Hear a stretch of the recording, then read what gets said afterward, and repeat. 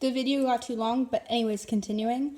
It's going to be the bottom. I wrote it in different orders, but it's all there. So x to the 1/2, that is the b of x, times 4, which is the t prime x.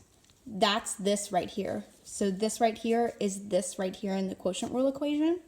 So it's 4 times x to the power of 1/2 minus, which is the subtraction right here. Then you have b prime x times tx, which is, if you go over here, you have 1/2 x to the negative 1/2.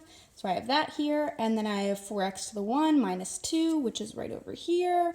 Then I kind of distributed that out for you so you can understand how I did it. Since I have this exponent, using exponent rules, since they're being multiplied together, you can add these together. So you have negative 1/2 plus 1. So negative 1/2 plus 1 is positive 1/2.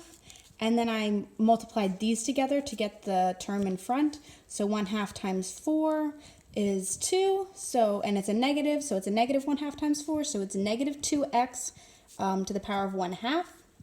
Then I do the same thing, multiplying this by the negative 2.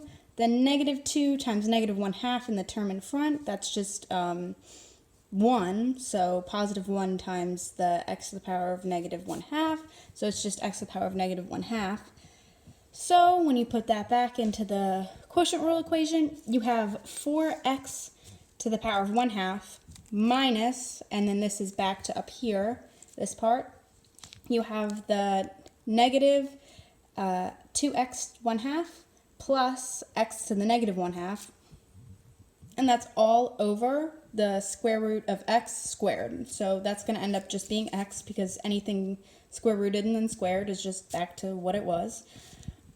So I simplify that back over here. So since you have a 4x to 1/2 minus 2x to 1/2, you can subtract that away. They're like terms.